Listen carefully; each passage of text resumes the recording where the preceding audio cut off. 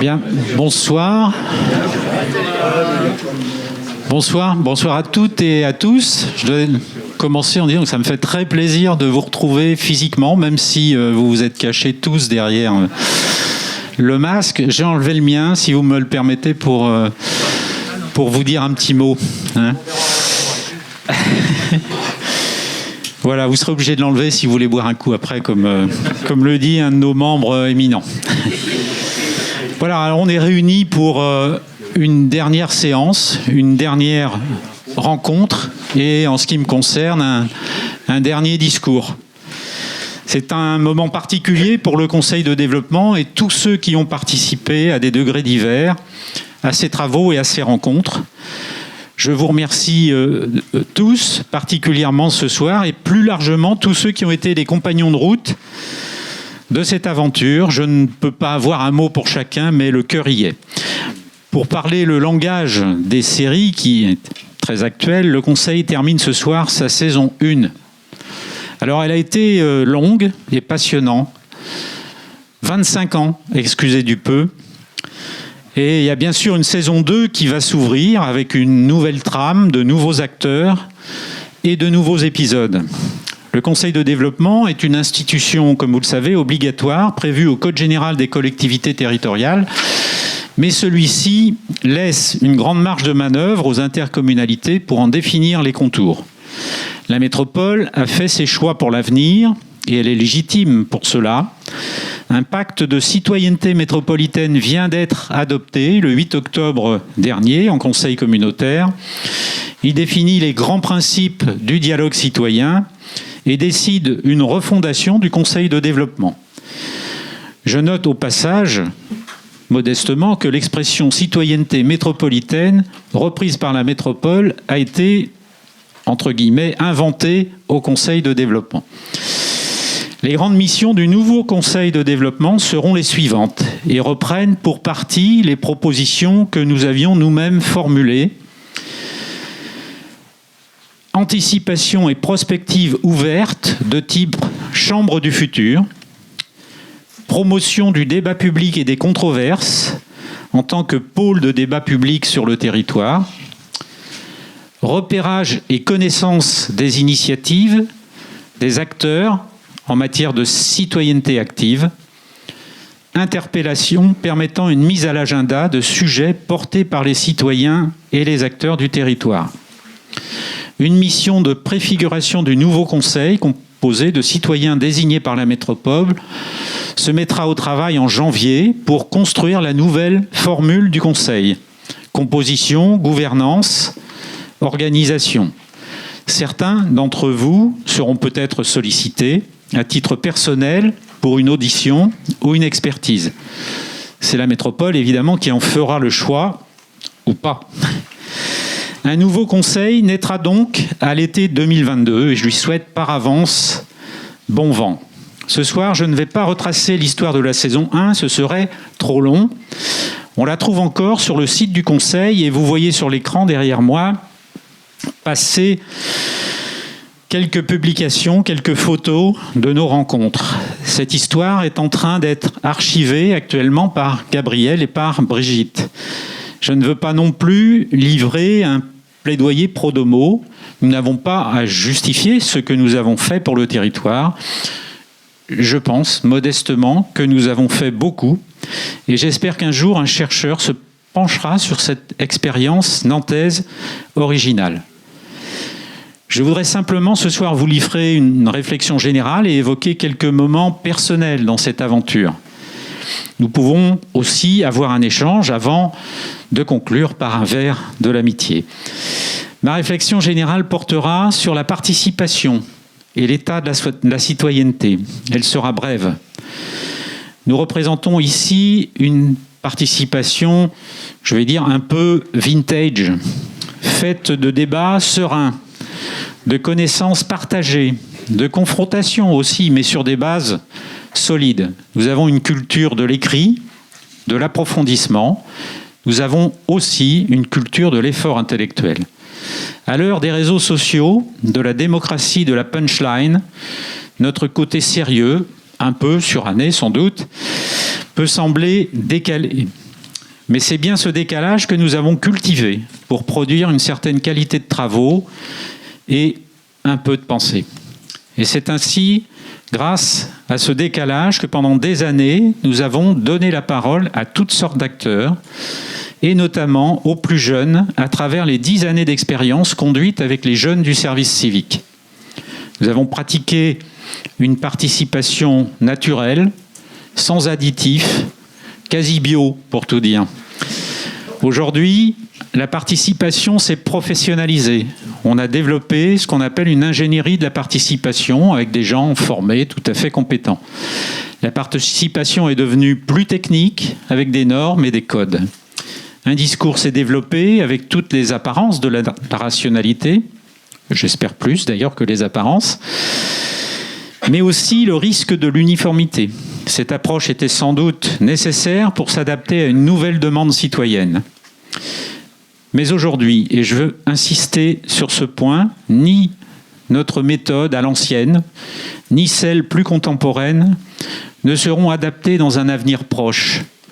Ce qui se dessine aujourd'hui, c'est d'abord la société de l'émotion et des ressentis individuels. François Dubay, que nous avons reçu ici, a théorisé cela. On ne revendique plus en fonction de sa classe sociale, mais de son expérience personnelle, de son ressenti.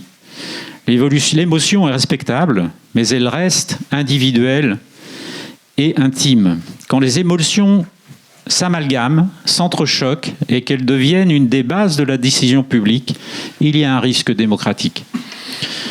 Les émotions ont submergé l'espace politique et social et elles ont un écho à travers les réseaux sociaux. Dès lors, toutes les outrances, même les pires, ont droit de citer.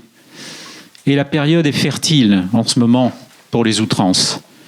Dans ce magma émotionnel, la décision publique est de plus en plus difficile. Nous perdons de vue l'intérêt général, l'universalisme, le collectif, au profit de l'identitaire et du citoyen consommateur. Dès lors, et ce sera ma conclusion, je crains que dans l'avenir, les collectivités aient plus besoin de psychologues que de sociologues pour gérer la relation aux citoyens. Et puisque je parle d'émotions contenues, en ce qui me concerne, je voudrais évoquer quelques moments marquants dans cette histoire du Conseil de développement. Je vais en citer deux qui sont pour moi des moments forts de la période où j'ai assuré la présidence du Conseil. Le premier moment fort, ça a été la succession de Jean-Joseph Fréjean. Il a été le président de la conférence consultative de l'agglomération, créée en 1996 par Jean-Marc Ayrault, ici présent, qui avait senti que l'intercommunalité n'étant pas élue au suffrage universel, c'est toujours le cas d'ailleurs, il était important, d'une manière un peu nouvelle, de consulter les habitants et les citoyens du territoire pour débattre des questions qui les concernaient. Jean-Joseph Fréjean est décédé en 2009 et j'ai été nommé à sa succession en 2010. C'était un triple défi pour moi. J'ai entendu Brigitte Ayrault raconter ça dans une de nos dernières rencontres. Je suis aussi victime du syndrome de l'imposteur. Je suis toujours étonné de me retrouver dans des situations que je n'avais pas ni envisagées, ni cherchées. Je considère que j'ai eu un triple défi dans cette présidence. D'une part, je souhaitais être digne de la confiance que M. Ayrault me donnait en me nommant comme président de ce conseil de développement. Le deuxième défi, c'était de maintenir le niveau du conseil, niveau atteint et reconnu au niveau national pendant la présidence de Jean-Joseph Fréjean. Et maintenir la philosophie qu'il avait lui-même définie pour les conseils de développement. Il ne pensait pas seulement au conseil de Nantes, mais à tous les conseils de développement, en disant « ça ne doit pas être des institutions, mais des respirations ». Et on a essayé de faire ça tous ensemble. Et j'avais aussi ce souci d'être reconnu par les autres collègues, les autres présidents des conseils de métropole dans le cadre du réseau national. Et j'ai eu cette première épreuve de reconnaissance en septembre 2010, peu après ma nomination, puisqu'on avait réuni à Nantes les conseils des grandes métropoles de France. Et à la fin de mon intervention, l'un d'entre eux a dit Jean-Joseph Régent n'est pas mort, ce qui m'a donné le moral pour la suite, si je puis dire. Voilà, le deuxième moment fort, ça a été les 10e rencontres nationales des conseils de développement à Nantes. Nantes avait organisé 10 ans avant déjà les rencontres nationales. Et en 2013, nous avons organisé les 10e rencontres qui ont été les plus importantes jamais réalisées en France. Il y a eu plus de 600 personnes. Une brochette d'invités prestigieux, je vais les citer sans détailler. Jean-Paul Delevoye, Dominique Cardon, Loïc Blondiot, Thierry Pêche, Jean Viard, Cynthia Fleury, Olivier Mongin, excusez du peu. 2 anecdotes juste concernant cette importante manifestation. J'avais eu le souci de chercher des partenaires pour financer cette importante manifestation qui coûtait relativement cher, même si la métropole était évidemment là pour nous soutenir. Et j'avais trouvé des partenaires financiers qui nous apportaient à peu près 10 000 euros. Mais la difficulté, c'est que la collectivité ne sait pas encaisser des partenariats. C'est contraire à sa philosophie. Elle sait inscrire des dépenses, solliciter des subventions ou des recettes, mais un partenaire privé qui apporte un financement, elle ne sait pas faire. Ça nous a compliqué la vie plus qu'autre chose. Mais c'est un souvenir particulier de cette grande manifestation, avec une deuxième petite anecdote, une intervention il n'est pas là ce soir, donc je peux en dire un mot, Ronan Dantec, qui nous expliquait combien il était important de voir le nombre de saumons qui remontaient la Loire augmenter, et qu'il s'en félicitait puisqu'il y avait une croissance de ce nombre de saumons. Et dans mon intervention, je m'étais permis de lui dire que plutôt que la santé des saumons, il fallait qu'on se préoccupe déjà de la santé des habitants du territoire, ce qui l'avait fait sourire. Je vais terminer pour dire, j'en dirai pas beaucoup parce qu'ils m'ont donné la consigne de ne pas trop parler à ce sujet-là, mais je voudrais terminer en soulignant d'abord que je n'aurais pas pu relever ces défis sans vous, les membres du Conseil, mais surtout sans Gabriel et Brigitte, qui sont les chevilles ouvrières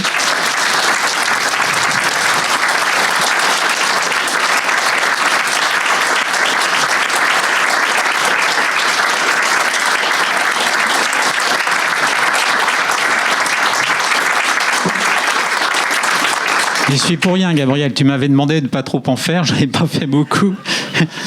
Mais je voudrais juste dire que travailler avec des gens comme ça, c'est un vrai bonheur. Vous savez, dans la vie professionnelle, j'ai croisé des gens dont certains que j'appelais les apporteurs de problèmes. C'est-à-dire que vous aviez un collaborateur, vous lui confiez une tâche et il venait vous voir le lendemain en disant c'est bien, mais alors, monsieur, il y a un problème à ce niveau-là.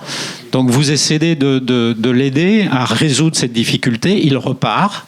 Et vous êtes sûr que le lendemain, derrière la solution qu'on avait apportée, il y a un autre problème qui aboutit. Et donc, qui arrive. Donc, ces apporteurs de problèmes sont des gens un peu difficiles. Et Brigitte et Gabriel, c'est des apporteurs de solutions. L'apporteur de solutions, c'est celui qui vient vous voir avec éventuellement une difficulté ou un problème, mais qui vient avec les solutions et qui vous laisse à vous le choix de décider si on prend celle-là ou si on prend celle-là. Donc vraiment, merci Brigitte, merci Gabriel, ça a été un bonheur de travailler avec vous.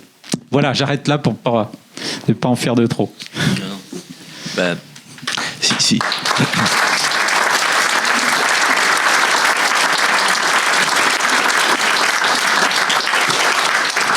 Si ma carrière n'était pas terminée, j'aurais pu demander une augmentation de salaire, mais je m'offre un extra ce soir puisque je suis vraiment à la fin de ma carrière. Donc moi, mon travail n'est éventuellement d'écrire des discours, mais pas de les prononcer. Je fais partie des plantes qui poussent plutôt dans l'obscurité. Donc, mais je m'offre quand même cet extra ce soir pour évoquer le conseil, mais de manière peut-être un peu personnelle. Enfin, peut-être une observation d'abord, peut-être aussi un regret. J'ai ouvert l'entreprise Conseil de développement il y a bien longtemps. Aujourd'hui, je pars en la fermant sans que le repreneur soit forcément encore connu. Donc, quelque part, quand on ne transmet pas, il y a toujours un petit quelque chose qui reste là. Mais bon, voilà, c'est comme ça. Mais mes états d'âme n'intéressent que moi et je vais pas insister là-dessus. Moi, je voudrais évoquer le conseil à partir de trois individus. Enfin, pour dire ce que j'ai vécu dans cette expérience. Alors, il y a plein de gens que je connais ici et dont je pourrais parler largement, mais je vais en parler de trois. Donc, le premier, Philippe en a déjà parlé, c'est Jean-Joseph Régent, évidemment. Alors, certains ici savent peut-être même pas qui il était, parce que ceux qui sont trop jeunes, mais pour moi, ça a été sans doute une des plus belles rencontres de ma carrière, en tout cas. On n'avait aucune raison de se croiser, on n'évoluait pas du tout dans les mêmes univers, on n'avait vraiment rien à voir l'un avec l'autre, mais pourtant, il s'est passé quelque chose. Le souvenir de Jean-Joseph Régent, c'est d'abord un souvenir intellectuel, parce que j'ai passé des heures dans son bureau à discuter de telle ou telle lecture, de tel ou tel livre qu'il aurait fallu avoir lu d'urgence, du conseil qu'il voulait faire bouger à peu près sans arrêt. Tous les 15 jours, il avait une nouvelle idée pour faire bouger le conseil. Et puis de Kervégan, qui était sans doute son fils préféré dans toute cette histoire. Le souvenir de Jean-Joseph Régent, ça a été aussi un souvenir douloureux, parce que j'ai accompagné les dernières années de sa vie, et j'ai vu les ravages que la maladie pouvait faire petit à petit, à la fois intellectuellement et physiquement, et c'était quand même quelque chose d'assez dur. Ça a été un souvenir heureux aussi, hein. Brigitte s'en souvient, c'était le temps du reuillis et du Sancerre frais dans le jardin de la rue Massenet. Donc Jean-Joseph avait d'excellents fournisseurs de vin de Loire, et on a passé quelques moments qui étaient plutôt intéressants là-dessus. Jean-Joseph, ça a été un Nantais vraiment jusqu'au bout des ongles. Enfin, il a défendu sa ville partout où il était. Moi, je l'ai vu dans toutes les rencontres à l'échelle nationale. Il a vraiment défendu Nantes à un point très très important. Et plus de 12 ans après sa mort, alors je me répète toujours un peu chaque année, mais je pense qu'il mériterait l'hommage de la métropole. Alors je ne sais pas s'il faut donner un nom de rue, un nom d'équipement, quelque chose, mais je pense que Jean-Joseph Régent mériterait quand même quelque chose. Alors, chaque année, je fais un petit post Facebook sur le sujet. J'ai vu que cette année, j'avais eu le soutien de Brigitte Hérault, donc je me dis que peut-être que les choses sont en bonne voie. Un mot aussi sur Philippe Audic, parce que du coup, moi, je vais me permettre d'être un peu plus long que toi sur le sujet, mais qui a été le second président du Conseil, donc on se connaissait déjà avant, et tu faisais partie des proches de Jean-Joseph. Alors, avec Philippe, j'ai apprécié à la fois la facilité, la qualité du contact, et puis une forme d'humour, on va dire, anglaise un peu. Alors, quand on regarde Philippe, on l'imagine mal monter sur la table et chanter des chansons paillardes. C'est pas tout à fait son style, mais il sait assez bien glisser un trait d'humour dans un propos. J'en connais quand même quelques-unes, mais je vous épargnerai ça. On peut après, si tu veux. Mais et en plus, c'est un admirateur de Pierre Dac. Donc, quelqu'un qui aime Pierre Dac peut pas être foncièrement mauvais sur ce plan-là. Philippe fait partie de ceux qui ont eu un engagement pour le territoire, franchement, qui est hors du commun. Alors, je peux pas tout citer. Entre les rendez-vous de l'herbe, je pense que c'était ton bébé préféré, mais le CCO, le Césaire, Polytech, des responsabilités économiques, la revue Place Publique, j'en oublie d'autres. Son action était vraiment déterminante dans plein de domaines. Alors, à mon avis, et là encore, comme je suis en fin de carrière, je me le permets, ça n'engage que moi. Je pense qu'il n'a pas toujours eu la reconnaissance qu'il méritait. Je veux pas de nom de rue, hein. Non, mais je vois toutes les semaines des gens à qui on aggrave des trucs là sur la veste. Je me dis peut-être que quelqu'un aurait pu un jour penser à faire un dossier pour toi. Ça aurait pas été complètement idiot. Mais bon, voilà, ça n'engage que moi. Johanna Roland a rendu hommage au moment du Conseil du 8 octobre. Je pense que c'était bien qu'elle le fasse. Enfin, en tout cas, on travaille ensemble depuis 2009. Ça a toujours été un plaisir. Je crois qu'on s'est toujours compris à peu près à demi-mot. Je pense qu'on ne s'est même jamais engueulé finalement. Avec Jean-Joseph, des fois, c'était plus compliqué. Et je crois qu'il a conduit le conseil de développement exactement comme il le fallait dans cette période-là. Donc ça, c'était mon deuxième personnage. Alors, je vais terminer avec le troisième. Alors, le troisième est sur un autre registre. Le troisième s'appelle Brigitte Simon. Philippe en a parlé. Ne te cache pas derrière ton masque, Brigitte.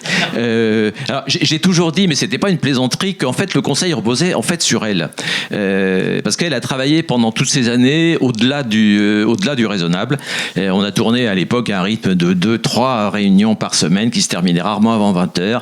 Elle a porté sur ses épaules l'organisation des rencontres nationales en 2002 avec 300 personnes, en 2013 avec plus de 600. Et tout ça quasiment sans aide extérieure. Elle a réalisé elle-même tous les documents du conseil, sans prestation graphique extérieure, gérer le site internet, l'organisation, les budgets, etc. Quand on me demandait son profil de poche, je disais c'est un 4x4. Tout terrain. Alors, je sais qu'aujourd'hui, ce genre de véhicule est plus tout à fait dans l'air du temps, donc je pense qu'il faut changer l'expression, mais je pense que Brigitte Simon, c'était vraiment ça, c'était cette capacité à s'adapter à toutes sortes de. Enfin bref, elle a été sur le pont en permanence, et tous ceux qui ont participé au conseil le savent bien, enfin, la connaissent depuis longtemps. Mais elle fait partie de ceux qui ne sont pas mis en lumière, c'est-à-dire ceux qu'on ne voit pas, et, alors qu'ils sont indispensables, ce qu'on appelle c'est le back-office de la société, dont Denis Maillard parle très bien et qu'on avait invité au conseil sur ce sujet-là. C'est-à-dire que c'est des tas de gens, on passe devant sans les voir. Je connais un certain nombre d'importants de la métropole qui sont passés devant sans la voir ou même sans la saluer. Alors je ne parle pas de Bassem Massé ni de Thierry Violent que j'ai aperçu, qui sont de parfaits gentlemen comme chacun sait, mais d'autres, des tas de gens ne voyaient pas, parce que c'est vraiment le back-office, quoi. C'est comme on va au resto, il y a un serveur, on le rencontre dans la rue 10 minutes après, on n'est pas capable de le reconnaître. Et ça, je pense que les gens comme ça sont en général assez mal traités. Elle n'a pas eu beaucoup de promotion pour ce travail, mais bon, la vie est injuste. Aujourd'hui, elle a trouvé un nouveau poste au sein de la métropole, et je pense que c'est plutôt bien. Alors, on se connaît tous les deux, effectivement, depuis très longtemps, puisqu'on travaillait déjà ensemble avant le conseil de développement. On doit avoir 35 ans de travail commun au compteur, donc on est un peu les anciens combattants de l'intercommunalité. Je crois même qu'on doit être les deux plus anciens rescapés encore en exercice de l'époque du ciment et du district. Mais bon, c'est des états de service de vieux soldats, donc ça ne tient pas beaucoup aujourd'hui, parce que le ciment et le district n'évoquent plus grand-chose à personne. Et d'ailleurs, il y aurait besoin d'écrire des choses sur le sujet, parce que cette histoire de l'intercommunalité de cette période-là a été un peu oubliée. Enfin bref, Brigitte Simon, elle n'aura jamais d'hommage officiel, elle n'aura jamais la Légion d'honneur, elle n'aura pas de mérite, de l'ordre du mérite, j'entends. Mais elle mérite franchement vraiment bien votre reconnaissance, parce que pour tout ce qu'elle a fait.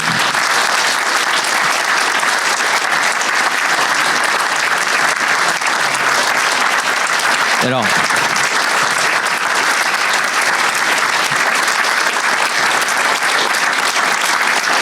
Juste un détail pour terminer, puis après j'arrête. On a failli tous les deux passer à la postérité finalement, parce que Jean-Joseph Régent était aussi artiste à ses heures.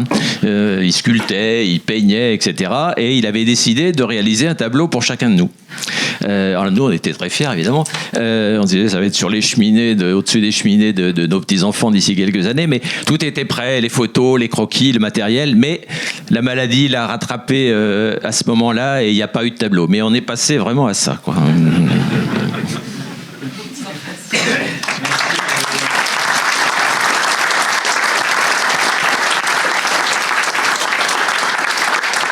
On va avoir un petit moment d'échange, mais je voudrais commencer par demander à Jean-Marc Ayrault s'il veut bien nous dire un petit mot de la manière dont il a vu... vous pouvez venir devant, Jean-Marc. Dont il a d'abord décidé la création de cette conférence consultative d'agglomération, qui était un conseil de développement avant l'heure, puisque les conseils n'existaient pas. Et Nantes a été un des précurseurs dans sur la question de la participation citoyenne. Voilà, vos relations avec Jean-Joseph, et puis merci. Après, on pourra échanger, et vous pourrez intervenir si vous avez envie. Bon, bonsoir à chacune et à chacun d'entre vous. C'est le moment des hommages, des remerciements, et c'est parfaitement légitime parce que en 25 ans, on peut mesurer le chemin parcouru, et il est exceptionnel et extrêmement riche. Philippe Audic, qui a présidé votre conseil, l'a dit et bien dit. Et puis il y a le témoignage de Gabriel Vitré, avec le soutien de Brigitte Simon que vous avez rappelé. Et moi, je voudrais souligner un point. Vous dites peut-être qu'on ne sait plus qui était Jean-Josse Régent. On ne sait plus que le ciment était la première forme d'intercommunalité dont vous êtes un des derniers animateurs. Et qu'après, il y a eu le district, après, il y a eu la communauté urbaine Nantes Métropole. Je pense que c'est important quand même qu'on garde la mémoire de tout ça. Que cette histoire soit écrite, qu'elle soit expliquée, qu'elle soit présentée. Parce qu'il n'y a pas de génération spontanée. Hein. Ça ne vient pas de nulle part, ce qu'on est devenu. Ça vient de quelque part. Et c'est pas parce qu'on a l'impression que tout ça est simple, que ça a toujours existé, que Nantes a toujours été une métropole forte et dynamique et attractive. Non, ça n'a pas toujours été comme ça. Il y a eu des périodes extrêmement difficiles, puis il y a toujours des avancées, des stagnations, voire des reculs. Donc il faut sans cesse recommencer. Et pour savoir où on va, il faut savoir aussi d'où l'on vient. Et donc je crois que c'est important quand même de rappeler ça. Juste quelques mots pour prolonger la question de Philippe. Moi j'ai été élu maire en 1989, Patrick Maréchal était avec moi, on a fait beaucoup de choses ensemble, je salue sa présence, hein, et puis celle de première adjointe Johanna Roland qui n'a pas pu venir, mais Bassé Massé, donc il y a aussi nous avons une histoire commune et qui est très très riche. Puis Patrick, c'est ensuite le département, le conseil départemental, enfin général et départemental, puis le conseil de développement, puisque tu as aussi été président du conseil de développement. Donc moi j'ai été élu en 89. Il ne faut pas oublier qu'on était dans une période difficile. C'était 2 ans après la fermeture des chantiers navals, de nombreuses industries, Nantes était en déclin. Je dis ça en quelques mots, hein, on va résumer tout ça. Et il y avait un défi considérable, c'est comment on va remonter la pente, comment on va repartir, comment on va se projeter dans l'avenir, comment on va retrouver confiance. Et pas être simplement dans la plainte et la consternation. C'est-à-dire il fallait vraiment... Nantes perdait des habitants. Et puis son attractivité était très, très faible. Ils ont donné une image qui n'était pas celle de son histoire. Et donc, dès le départ, on a bien pris conscience qu'on ne s'en sortirait pas si on n'associait pas le maximum de gens. On parle beaucoup de démocratie participative, de co-construction, de co-développement, enfin, tous ces mots seront à la mode. Mais en réalité, ce n'est pas complètement nouveau. On a déjà inventé ces choses-là et réinventé, on les revisite aujourd'hui. Mais en tout cas, la conviction que nous avions, c'est qu'on ne pouvait pas s'en sortir si on ne redémarrait pas avec le maximum de force, qui étaient les forces existantes de l'époque, hein, économiques, sociales, culturelles, syndicales et associatives. Donc il n'y a pas eu un projet de cette époque qui n'a pas été passé au crible de la participation, que ce soit sur les grandes stratégies, que ce soit sur la vie des quartiers. Donc on a déjà mis ça en place, les conseils de quartier, etc. Je ne reviens pas sur tout ça. Mais il est vrai que la dimension d'agglomération des politiques publiques à l'époque était assez faible. Nous avions du retard, un grand retard. Il n'y avait pas de communauté urbaine, ce qui était pourtant le cas dans la plupart des grandes agglomérations françaises. On avait un syndicat intercommunal à vocation multiple. Je ne sais pas si vous voyez, c'était la plus petite structure possible. Et qu'on avait mis en place avec Alain Chénard. On avait réussi à trouver un consensus. Il y avait tellement de peur de faire quelque chose ensemble où la ville-centre écraserait tout le reste que on a été obligé de faire un minima. Mais évidemment, on avait conscience qu'on s'en sortirait pas si on en restait à ce stade. Donc très vite, la question s'est posée, qu'est-ce qu'on peut faire pour créer une dynamique d'agglomération ? Et là, après tous les échanges politiques que nous avions en permanence, très vite est apparu qu'il fallait mettre dans le coup la société civile. C'est par là qu'il fallait commencer. Bien sûr, continuer le dialogue entre les municipalités, les maires des différentes communes de cette agglomération, mais aller vers la société civile et lui donner un rôle particulier. Donc c'est là que j'ai fait cette proposition, avant toute existence juridique des conseils de développement, de mettre en place une conférence consultative d'agglomération. Et naturellement, je me suis tourné vers Jean-Joseph Régent. Pourquoi Jean-Joseph Régent ? Parce que Jean-Joseph Régent avait mis en place un club qui est devenu l'Institut Kervégan, qui existe toujours, et où il avait senti qu'il était nécessaire de mettre autour de la table un certain nombre de personnalités pour commencer, en élargissant au fur et à mesure du monde économique, de la culture, de la science. Je ne veux pas oublier le rôle d'une université dans une ville, dans une métropole, c'est fondamental. Et celle de Nantes était très peu associée au destin et à l'avenir de cette cité, parce que l'université était très jeune, très récente, ça datait des années 60. Donc on n'avait pas cette habitude, cette pratique qu'on a aujourd'hui, où l'université est associée, elle joue un rôle moteur. On en mesure toute l'importance. Et les villes qui n'ont pas d'université ont bien plus de difficultés que les autres. C'est le monde de la recherche, enfin c'est la relation avec le monde économique, le monde culturel, bref. Et donc, Jean-Joseph Régent a été le premier président de cette conférence, puis ensuite, la loi Voynet, on a transformé cette conférence en conseil de développement. Un des premiers thèmes sur lesquels moi j'ai sollicité, parce que Jean-Joseph Régent était très attentif au fait que le conseil, la conférence consultative, puis le conseil de développement puissent s'auto-saisir sur un certain nombre de sujets, ce qui est parfaitement légitime. Mais on était d'accord que la municipalité, puis l'agglomération, solliciterait le conseil de développement sur un certain nombre de questions pour recueillir l'avis de la société civile. Et c'est ce qu'on a fait régulièrement, que vous avez fait. Vous avez produit énormément de rapports extrêmement riches et très utiles, qui ensuite peuvent être mis en débat. Mais ils étaient eux-mêmes issus de débats. Le premier thème, c'était l'avenir institutionnel de l'agglomération. Est-ce qu'on pouvait en rester à cette structure intercommunale aussi, à minima du ciment ? Évidemment, très vite, un consensus est sorti de ces débats, mais ce n'était pas si évident que ça. Il y avait des résistances. Il y avait des communes qui disaient non, pas de communauté urbaine, il faut faire encore un minima, la communauté d'agglomération. Donc en fait, le consensus, il est sorti du conseil de la conférence consultative, devenu conseil de développement, et il a aidé à la décision politique. Il a aidé à créer un consensus politique aussi. Et ça, c'est vraiment fondamental. Il ne faut pas opposer l'un à l'autre.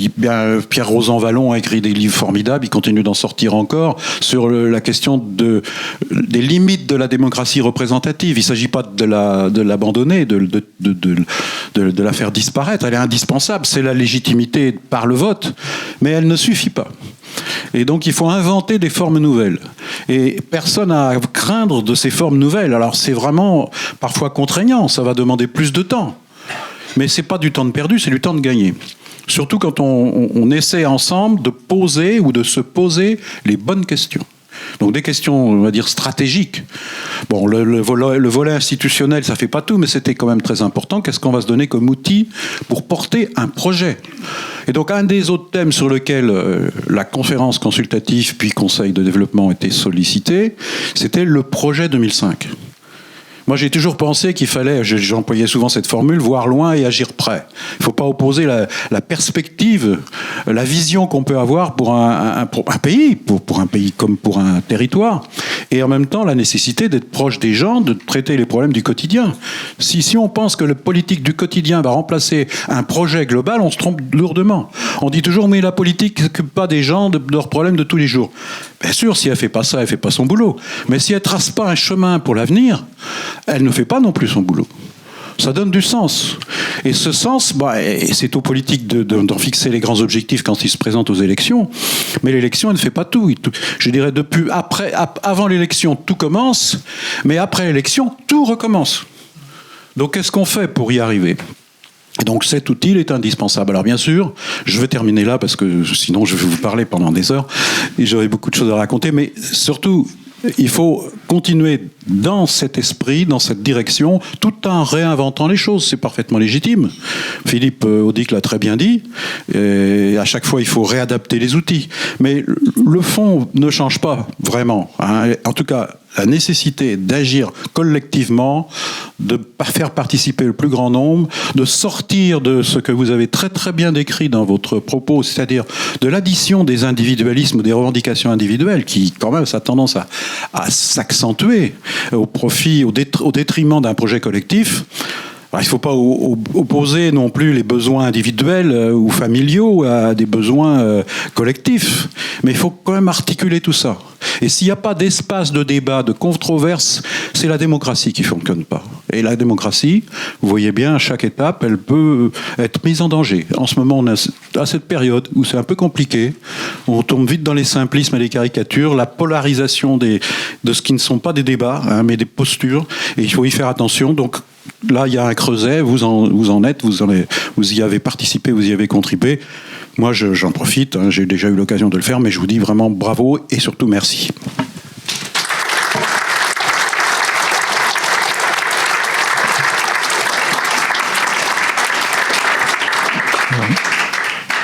Puisque j'ai été cité comme aimant Pierre Dac, je vais vous donner une formule de Pierre Dac que je reprends souvent, Pierre Dac disait « Celui qui ne sait pas où il va est toujours surpris d'arriver ailleurs ». Je propose à Bassem de faire aussi une petite intervention, notamment par rapport au futur, peut-être, puisque il y aura un conseil de développement nouveau bientôt. Merci Philippe. Oui, je vais peut-être me mettre là, ça m'évitera de tomber avec le... Merci Philippe, merci à toutes et à tous. En fait, je vous présente d'abord les excuses de Johanna Roland qui ne pouvait pas être avec nous ce soir, ainsi que les excuses de Christelle Sciotto. Christelle qui est donc vice-présidente chargée à la métropole du dialogue citoyen et donc de ce que on va faire ensemble pour l'avenir s'agissant du dialogue citoyen à la métropole et en particulier au travers du Conseil de développement et de son évolution. Je voudrais d'abord vous remercier toutes et tous, vous qui avez participé aux travaux durant ces 25 dernières années, pour certains il y a 25 ans, pour d'autres plus récemment, puisqu'en fait ce sont ces travaux, comme Jean-Marc Ayrault vient de le décrire, qui ont permis de faire éclore, qui ont aidé à faire éclore la métropole nantaise telle qu'on la connaît aujourd'hui, dans ses différentes étapes administratives et puis dans sa réalité aujourd'hui.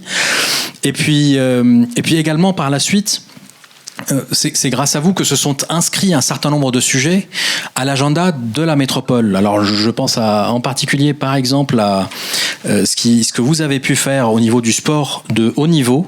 Alors là j'évoque un sujet qui a été fait avant que moi je sois élu, et donc ça c'est un élément important. Rajouter une prérogative dans une métropole comme celle-ci, c'est aussi évoluer et s'adapter et s'ajuster par rapport aux besoins des habitants, ou par rapport aux besoins des citoyennes et des citoyens dans une métropole comme la nôtre qui évolue. C'est une forme d'organisme vivant. Je pense aussi au rôle, et pour le coup au rôle personnel que Philippe, vous avez pu tenir durant ces dernières années, notamment sur le grand débat autour de la question de la Loire. Comment Nantes se tourne à nouveau vers la Loire, comment elle développe un certain nombre d'activités et comment elle recrée son lien avec la Loire. Ça fait partie de ces grands débats qu'on a fait dans le dernier mandat métropolitain et dans lequel, donc c'est un grand débat dans lequel Philippe a joué un rôle majeur.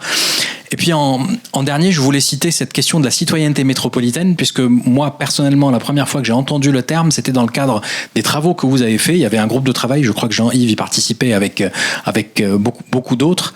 Et cette question de la citoyenneté métropolitaine, finalement, ça peut paraître quelque chose d'abstrait, mais au final, si on regarde ce qui fait ce que nous sommes aujourd'hui sur les 200 ou 300 dernières années, c'est quand même le fait que nous ne sommes pas simplement des individus, mais nous sommes des citoyens.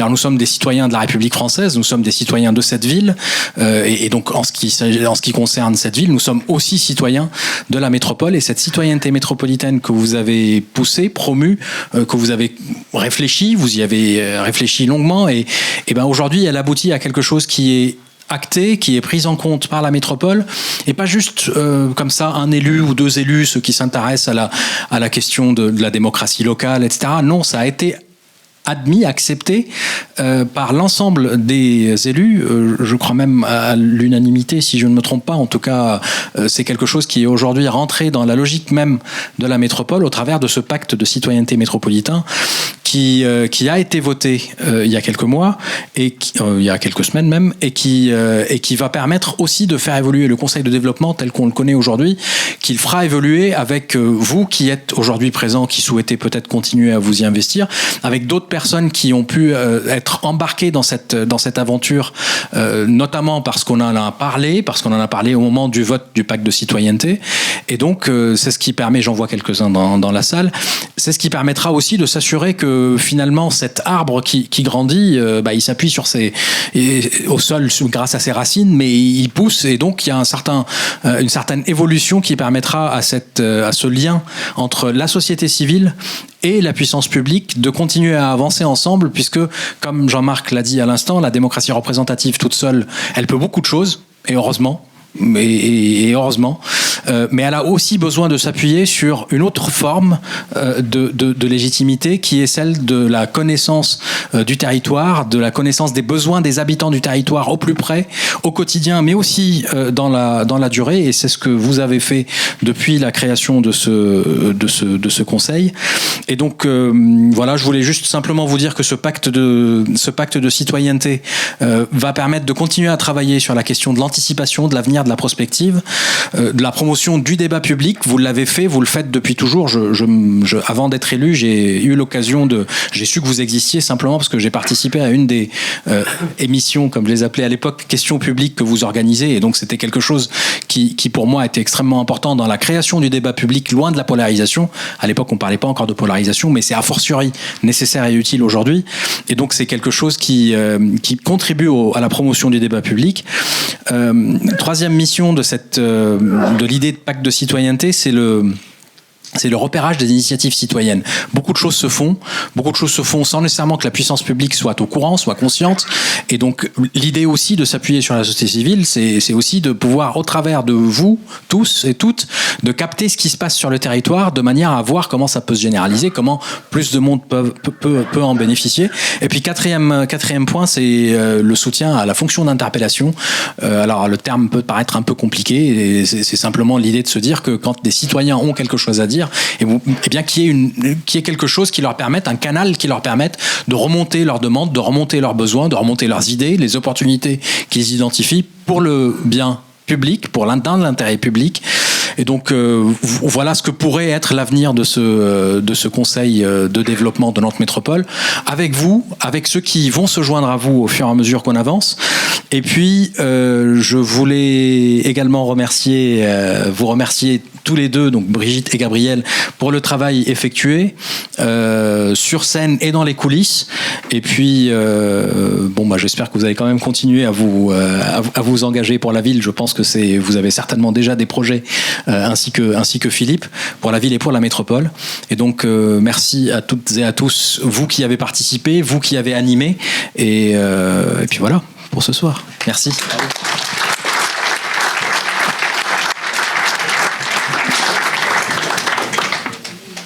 Voilà, merci messieurs pour vos apports. Je pense que peut-être certains parmi vous ont envie de s'exprimer. Je voudrais saluer d'abord la présence de Jean-François Caillac, qui est président du Conseil de développement d'Angers, qui a fait l'effort de venir nous saluer ce soir. Donc merci à lui. Il y en a d'autres. Il y a François-Xavier Lamotte aussi qui est présent. Mais vous êtes tous membres du Conseil, vous avez tous travaillé au sein du Conseil, donc si vous avez envie d'exprimer quelque chose, c'est le moment, sinon on va boire un coup ensemble. Oui, bonjour à tous, donc moi je suis Yves Robin, et donc je veux 2 ou 3 mots aussi par rapport à ce Conseil de développement dans lequel je me suis installé en 2008, parce qu'effectivement j'ai été dans un conseil de quartier du côté du Bray-Malville, et puis après c'est vrai que j'avais des idées, mais je me demandais par quel canal les diffuser. Alors de temps en temps je chroniquais dans le forum de Ouest France, certains ont dû en lire quelques-uns. Et puis c'est vrai qu'un jour aussi j'ai discuté avec Jean-Marc Ayrault, et on parlait du triptyque élu, citoyen, technicien. Et c'était autour de ça. Donc, le citoyen avait sa place dans cet échange entre élus et techniciens. Et donc, c'est à la faveur de ça. Et en plus, ici, l'avantage par rapport à d'autres endroits que je connais, c'est le citoyen volontaire qui a sa place en premier. Bon. Et c'est ça qui est important, parce que dans beaucoup de structures, c'est encore un représentant de tel organisme, et là, donc du coup, c'est par l'intermédiaire de Gabriel Vitry, bien sûr, que j'ai pu candidater, en somme, à la fonction de citoyen volontaire. Donc voilà ce que je voulais dire. Merci Yves. Il y a Stéphanie, je crois, qui représente le Conseil de développement de la Loire-Atlantique. Oui, bonsoir. Effectivement, je travaille au Conseil de développement de la Loire-Atlantique, imaginez-la. Mais je voulais prendre la parole de par une ancienne vie professionnelle et vraiment saluer le travail de Brigitte, Gabriel et Philippe, parce qu'on a... j'étais à l'époque directrice d'Unicité, et voilà, vous dire que les travaux du Conseil de développement, c'est aussi des prises de risques assez folles. Je me souviens à l'époque, on était en 2013 et on avait fait le choix de faire rencontrer chacun des candidats qui étaient candidats aux élections municipales de 2014 aux jeunes volontaires. Un speed dating. Un speed dating, voilà. Avec toutes les têtes de liste. Et toutes les têtes de liste, vraiment toutes avec, en face à face avec des jeunes, donc une belle prise de risque pour le Conseil de développement, et ça a été vraiment un gros moment pour Unicité, pour les jeunes, et pour justement développer un peu leur libre arbitre et leur conscience citoyenne. Donc voilà, vous dire que c'est aussi ça le Conseil de développement, et bravo à tous les trois. Voilà. Merci. J'ai pas signalé la présence de Luc Barret. Alors, il était président du Conseil de développement d'Erdre et l'Estuaire et Sillon, pardon. Mais il a pris un peu de distance, mais il est quand même là. Merci à lui d'être présent. Xavier Lamotte est président du réseau départemental des conseils. Voilà. Est-ce qu'il y a encore... Oui. Gérard. Oui, bonsoir, Gérard Bourgoin. Le pacte de citoyenneté, en première lecture, me ressemblait à une usine à gaz. Ce que j'ai peur dans cette affaire, c'est que les apporteurs de solutions ne soient pas dans les gens qui seront désignés par Nantes Métropole. C'est ça mon inquiétude, c'est de se dire quelle ouverture. Vous avez parlé de comment des personnes du Conseil de développement, comme s'ils étaient encore actifs dans le pacte de citoyenneté. J'ai très très peur qu'ils en soient éloignés pour toujours. Bon, on ne va pas demander de réponse, mais on prend la remarque. Françoise Brûle-Port. Bonsoir. Je suis arrivée au Conseil de développement en 2008 de façon un peu particulière parce que je faisais partie du Conseil consultatif de quartier du centre-ville et du fait d'un déménagement de l'autre côté de la rue La Mauricière, j'ai été parachutée au Conseil de consultatif de quartier de Zola d'Hervalières dont j'avais rien a priori puisque ces quartiers m'intéressent aussi, mais je n'y vivais pas, je n'y faisais rien, donc je n'y trouvais plus ma place. Et à ce moment-là, il y a eu un article dans Ouest France où le Conseil de développement cherchait des participantes. Donc j'ai envoyé un CV, une lettre de motivation. J'ai été reçue par Gabriel. Je me rappellerai toujours de notre entretien et l'intérêt qui a fait que je sois donc retenue pour participer aux travaux du Conseil de développement.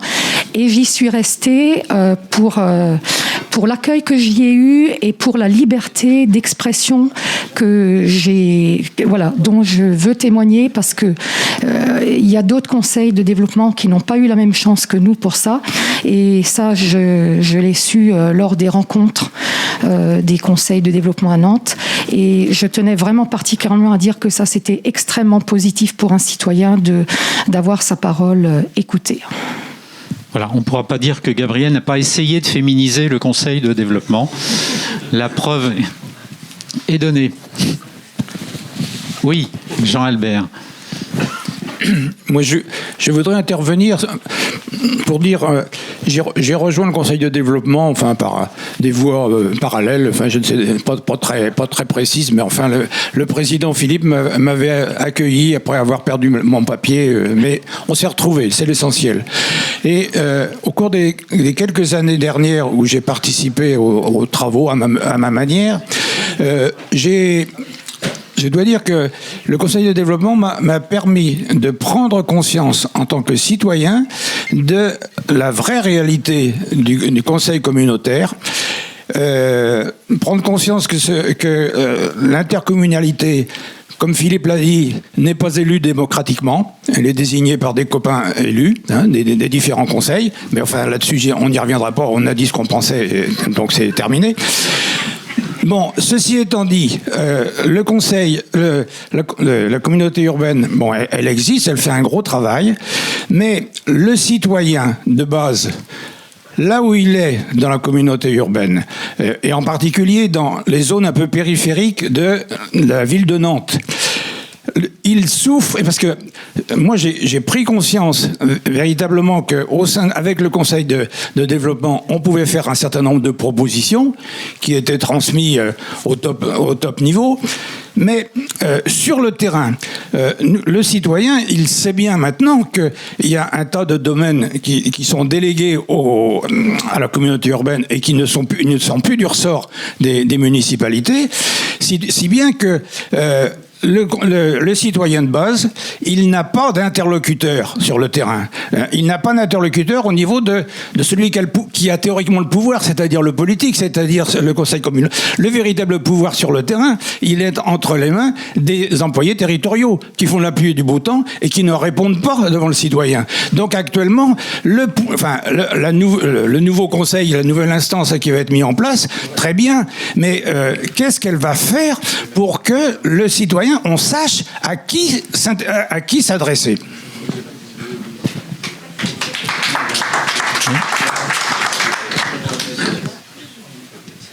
Encore quelqu'un avant ? Oui, bonsoir. Philippe, Gabriel et Brigitte, merci. Deux merci. Un merci pour votre soutien à la création du réseau 44 des conseils de développement. Un soutien de poids et important. Et on espère que le futur conseil de développement de la métropole nantaise intégrera rapidement notre réseau 44. C'est important. Et le deuxième merci, c'est pour avoir échangé entre Erdre-et-Gèvres, parce que j'ai été président d'Erdre-et-Gèvres, et puis votre conseil de développement, je crois qu'il était important pour les deux conseils de développement de pouvoir dialoguer quelque part avec la métropole, et ça nous a apporté, et j'espère que ça vous a apporté aussi, et merci pour tout ce que vous avez fait. Merci François-Xavier. On était déjà dans l'Alliance des territoires. Michel, devant là. Oui. Merci. Merci, Michel Jouvet. Je suis venu au Conseil il y a longtemps via l'Institut Kervégan et j'aurais faire deux petites interventions très brèves. D'abord un clin d'œil. Je suis étonné que Gabriel Vitré n'ait pas parlé de la Tour Bretagne. Ça me semble mais ce n'est pas, Gabriel, ce n'est pas anecdotique. Ce n'est pas anecdotique. Il faudrait faire une soirée spéciale pour le Tour Bretagne. Quand la question aujourd'hui du devenir de cette tour est complètement posée, je pense que le Conseil pourrait en débattre et aurait pu en débattre. En même temps, si on parle de la Tour Bretagne, je suis aussi étonné, que ce soit Philippe et Gabriel, je le dis très amicalement parce que on vous doit beaucoup. Je vous dois beaucoup. Que vous n'ayez pas davantage développé le triptyque Conseil, CCO et place publique. Parce que tu étais le président commun à ces trois instances, mais je crois que fondamentalement, il y avait là un pôle de débat public. On a beaucoup insisté dans les propositions pour le conseil, le futur conseil. Il y avait là un pôle important de débat public auquel maintenant l'Institut Kervégan a rejoint. Et c'est une très bonne chose. Après, un regret et un souhait. Je trouve que ça va pas vite dans le renouvellement du Conseil. Il me semble qu'aujourd'hui, les habitants de cette métropole, avec l'ensemble des questions qui sont posées, que ce soit sur la santé, que ce soit sur l'identité, que ce soit sur l'écologie et sur la délinquance, osons en parler, ça manque ce pôle de débat public. Le Conseil aujourd'hui est atone, il ne peut pas être autrement. Donc c'est pas du tout une critique à votre égard, je sais que vous le partagez. Le Conseil aujourd'hui est atone. Cette métropole aurait besoin rapidement d'une instance comme le Conseil de développement, sous sa forme future sûrement, mais aurait besoin en urgence d'un Conseil de développement qui fait vivre le débat public, l'intelligence collective, qui recherche des solutions. De grâce, allez le plus vite possible. Merci Michel. Jean-Pierre Branchereau.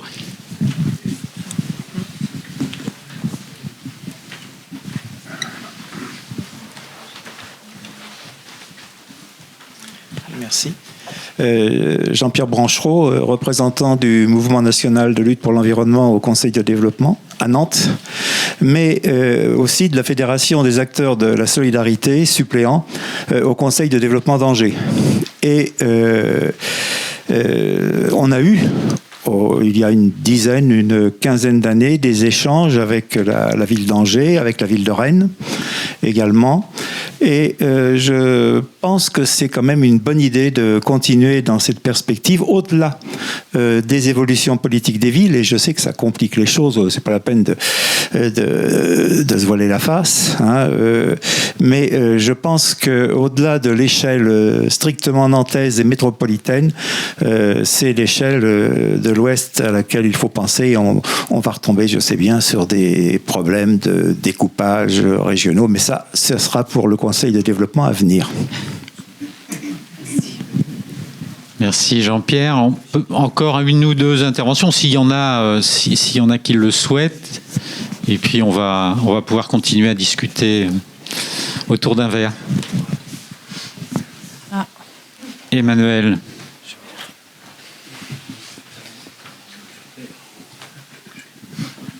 Bonsoir, Emmanuel Torlasco.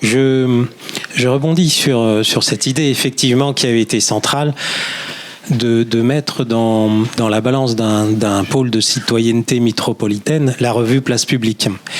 On a un formidable outil métropolitain de discussion, d'échange, de dialogue métropolitain et au-delà, puisqu'on voit bien que c'est la revue Place Publique et Nantes-Saint-Nazaire, mais elle a aussi des ramifications jusque dans le vignoble et à d'autres endroits. Et c'est un outil qui, à mon avis, la collectivité, la métropole et au-delà, ne doit pas la laisser tomber. C'est un véritable outil que sans doute beaucoup de territoires pourraient nous envier. Et dans un dialogue métropolitain citoyen, il me paraît avoir une place centrale. Merci Emmanuel. Je peux témoigner que la métropole nous soutient, donc j'espère que ça continuera. Il nous soutient depuis le début. Isabelle Toumain, qui représente le Césaire ce soir. Alors, je représente, j'ai pas de mandat, mais effectivement, tu m'as invité à ce titre-là. Donc, je siège effectivement au Conseil économique et social et environnemental. Et il y a, à propos de dialogue et de territoire, il y a une instance qui, à l'heure actuelle, n'est pas présente parmi nous, un siège qui n'est pas occupé, c'est celui des conseils de développement. Et je trouve, en tant que conseillère, que c'est une parole qui manque dans toutes nos discussions sur la représentation des territoires. Alors, je renouvelle cette invitation puisque... Merci Isabelle, on avait beaucoup travaillé pour avoir cette place avec Patrick Maréchal notamment. Voilà. Hélas, il n'y a pas eu possibilité de désigner un représentant, mais ça viendra, je pense. Oui. Allez, dernière intervention. Bonsoir. Yves Lenné. Yves, bonsoir. Lorsque le président Régent m'avait demandé de venir, c'était aux alentours de 2002-2003, je crois. Et pourquoi ? Parce que Mais il savait que j'avais passé une grande partie de ma vie dans les questions maritimes et portuaires. Mais j'ai deux observations qui ne sont pas forcément maritimes et portuaires. La première, je me suis toujours demandé pourquoi la presse, qui est le vecteur entre les élus et les réalisations, etc., était si peu consciente de notre travail. Et quand on pouvait voir dans la presse des observations sur les nombreux débats que nous avions et les nombreuses contributions. La deuxième chose a trait aux questions maritimes. Et là, malgré certainement une vingtaine, trentaine de contributions que j'ai pu faire pendant ces années, je dois constater que le Conseil de développement, aussi bien que moi-même, sommes impuissants. Quand on dit qu'on retrouve la Loire, on retrouve ces rivages de la Loire, mais on ne retrouve pas le fleuve. Ce n'est pas vrai. Tout ce qui se fait actuellement n'a rien à voir avec l'ambition que pourrait avoir une ville portuaire. Et d'ailleurs, c'est quelque chose que nous allons publier au sein du GAELA, qui est le groupement auquel j'appartiens maintenant. Et voilà, je voulais dire ma déception, pas simplement vis-à-vis du pont transbordeur, qui est symbolique de tout cela, mais et qui a été remplacé par quelque chose qui coûte qui n'est pas encore remplacé, mais c'était symbolique.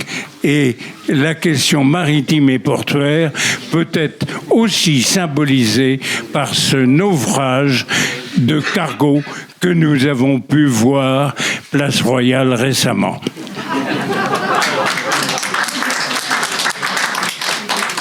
Je peux juste dire que Yves fait partie des citoyens qui ont régulièrement, alors sur les sujets qui l'intéressent, mais qui produisent beaucoup, et que la collectivité a intérêt à écouter et entendre ces productions ou à voir ces productions. Et si le futur conseil a cette responsabilité de l'interpellation de la métropole, il y a peut-être des circuits qui permettront de faire remonter un certain nombre d'idées issues du terrain des habitants. On va peut-être s'arrêter là. Je vais vous proposer de vous retourner, d'enlever le masque peut-être si vous voulez consommer, et puis de continuer à discuter un petit peu entre nous. Merci en tout cas à tous d'être venus ce soir.